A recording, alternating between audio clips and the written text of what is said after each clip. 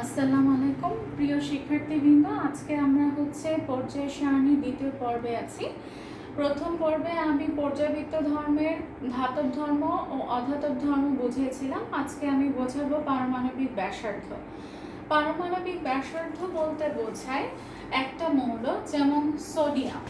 সোডিয়ামের মৌলের ক্ষেত্রে কেন্দ্র থেকে সর্ববহিস্থ শক্তি স্তরের মধ্যবর্তী যে দূরত্ব তাকে বলা হবে পারমাণবিক ব্যাসার্ধ। এটাকে আর দিয়ে প্রকাশ করা যায় এবং এর পরিমাপটা হবে ন্যানোমিটারে। ন্যানোমিটার কি? ন্যানোমিটার 1 মিটার সমান সমান 10⁹ ন্যানোমিটার। আচ্ছা, এটা আমাদেরকে কেন প্রয়োজন, এটা আমাদেরকে কেন জানতে হবে? কারণ পর্যায় সারণীতে উপর থেকে নিচে গ্রুপের উপর থেকে নিচে পরমাণুর আকার পরিবর্তন ঘটে পারমাণবিক সংখ্যা বৃদ্ধির সাথে সাথে। আবার পর্যায়ের ক্ষেত্রে বাম থেকে ডান দিকেও পরমাণুর আকার পরিবর্তন ঘটে। পরমাণুর আকারটা পারমাণবিক ব্যাসার্ধের উপর নির্ভর করে। আমরা তৃতীয় পর্যায়ের ক্ষেত্রে একটা উদাহরণ দিয়ে বোঝাতে পারি। সেটা গ্রুপ 1-এ সোডিয়াম এর পারমাণবিক সংখ্যা 11। তো তার দেখা যায় 3টা শক্তি স্তর, প্রথম, দ্বিতীয়, তৃতীয় শক্তি স্তর। 3টা শক্তি স্তর মানে সর্ববহিস্থ শক্তি স্তরে আছে একটা ইলেকট্রন। আর যদি আমরা বাম থেকে ডান দিকে যাই তাহলে আমি পাবো ক্লোরিন গ্রুপ 17-তে, এবং এখানে সর্ববহিস্থ শক্তি স্তরে দেখা যাচ্ছে 1 2 3 4 5 6 7টা ইলেকট্রন।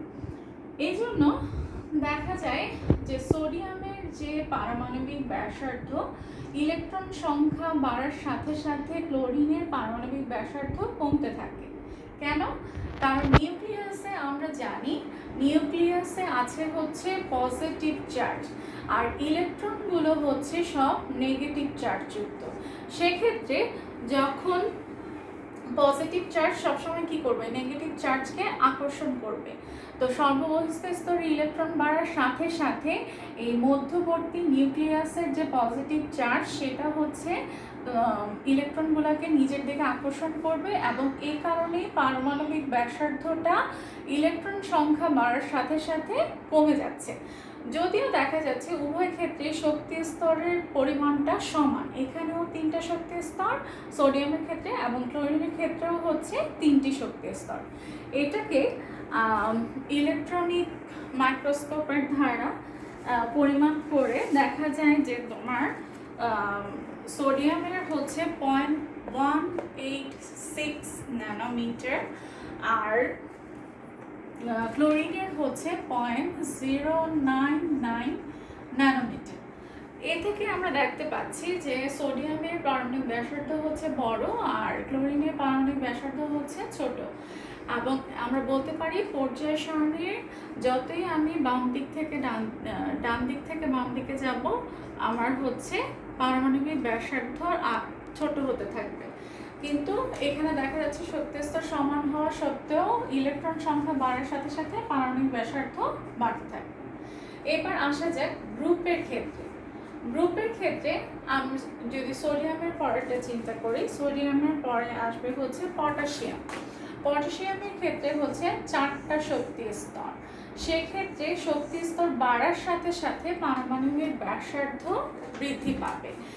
আবার এক্ষেত্রে যদি এভাবে আমরা ব্রোমিনের ক্ষেত্রে দেখি, গ্রুপ 1-এর ক্ষেত্রে পটাশিয়াম, আর ব্রোমিনের ক্ষেত্রে ক্লোরিনের পরে যাবে ব্রোমিন, এবং ব্রোমিনেরও দেখা যায় 4টা শক্তি স্তর, এবং সর্ববহিস্থ শক্তি স্তরে ইলেকট্রন সংখ্যা বাড়ে। আচ্ছা, এক্ষেত্রে মনে রাখতে হবে গ্রুপের ক্ষেত্রে উপর থেকে নিচে শক্তি স্তর বৃদ্ধি পেতে থাকবে এবং পারমাণবিক ব্যাসার্ধ বৃদ্ধি পেতে থাকবে।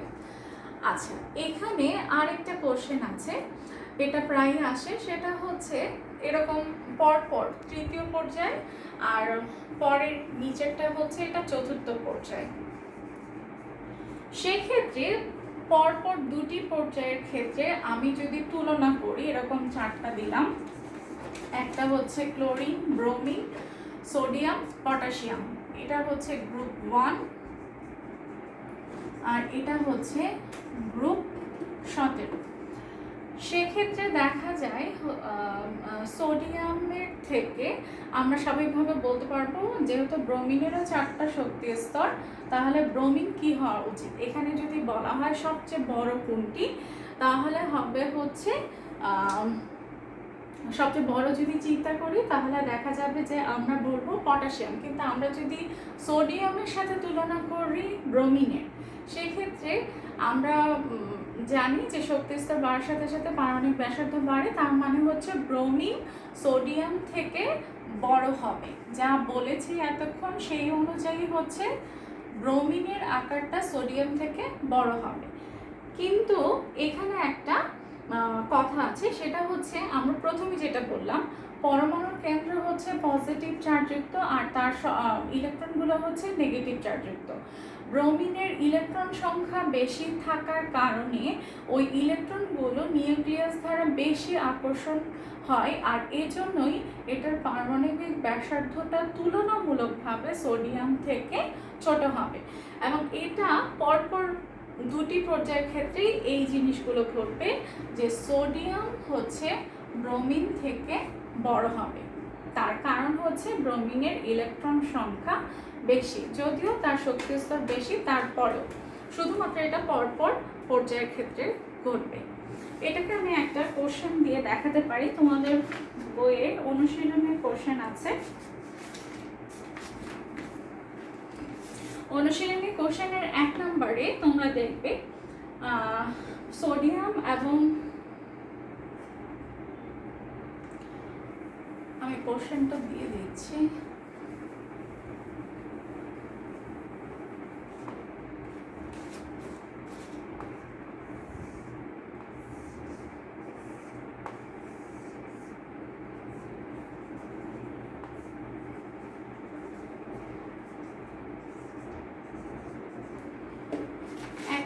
অনুশীলনীর 2 নম্বরের কোশ্চেন আছে, উদ্দীপকের কোন মৌলটির আকার সবচেয়ে বড়। এখানে মৌল আছে 1 2 3 4 5। এই 5টা মৌলের মধ্যে আমি এটাকে চিন্তা করব পর্যায় হিসেবে আর এটাকে চিন্তা করব হচ্ছে গ্রুপ হিসেবে। সেক্ষেত্রে সোডিয়াম, ম্যাগনেসিয়াম এবং ক্লোরিন এই আমাদেরকে যেটা করতে হবে এ ধরনের প্রশ্নের উত্তরে সবগুলার ইলেকট্রন বিন্যাস করে শক্তি স্তর প্রথমেই ইলেকট্রন বিন্যাস দেখে দিতে হবে। তো দেখা যাবে যে এই তিনটারই হচ্ছে শক্তি স্তর 3টি করে, এবং দেখা যায় যতই আমি বাম থেকে ডান দিকে যাচ্ছি আমার ইলেকট্রন সংখ্যা বাড়ছে। তার মানে হচ্ছে বাম থেকে ডান দিকে পরমাণুর আকার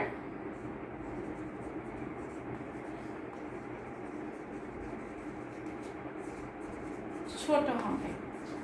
কেন? কারণ যদিও শক্তি স্তর সমান কিন্তু ইলেকট্রন সংখ্যা বাড়ার সাথে সাথে নিউক্লিয়াস ওই ইলেকট্রনগুলোকে আকর্ষণ করবে বেশি এবং আকার ছোট হতে থাকবে। এবং গ্রুপের ক্ষেত্রে উপর থেকে নিচে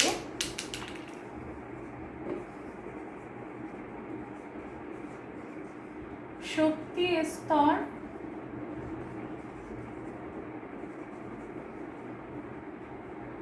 বৃদ্ধি পাওয়ার কারণে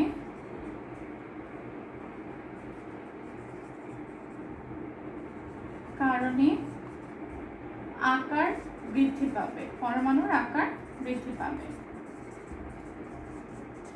এটা হচ্ছে আমরা জানি, কিন্তু এক্ষেত্রেই হচ্ছে এই ব্রোমিনটার ক্ষেত্রে যেটা আমরা বলবো, ব্রোমিনের ইলেকট্রন সংখ্যার আধিক্যের কারণে শক্তি স্তর বাড়ার জন্য দেখা যায় যে এই ব্রোমিনটা সোডিয়াম থেকে আকারে ছোট হবে, সোডিয়াম থেকে আকারে ছোট হবে। এবং এটা সবসময় মনে রাখতে হবে যে তৃতীয় এবং চতুর্থ পর্যায় এবং পরপর পর্যায়ের ক্ষেত্রে এটা সম্ভব। আবার যদি আমি তৃতীয়র সাথে পঞ্চম পর্যায়ে তুলনা করতাম তাহলে দেখা যেত যে যেই মৌলটি থাকতো এখানে সেই মৌলটি হচ্ছে আকারে বড় হতো সোডিয়াম থেকে। আর শুধুমাত্র তৃতীয় এবং চতুর্থ পর্যায়ের ক্ষেত্রে দেখা যাবে সোডিয়ামের 3টা শক্তি স্তর এবং ব্রোমিনের 4টা শক্তি স্তর থাকা সত্ত্বেও ব্রোমিনের আকারটা সোডিয়াম থেকে ছোট হবে। এবং এটার কারণ হচ্ছে ব্রোমিনের চারপাশে ইলেকট্রন সংখ্যার আধিক্য এত বেশি হবে যে নিউক্লিয়াস দ্বারা আকর্ষণের মাধ্যমে তার আকারটা ছোট হয়ে আসবে। আজকে আমরা এই পর্যন্তই। আগামী ক্লাসে পড়াবো হচ্ছে ইলেকট্রন আসক্তি ও আয়নীকরণ শক্তি।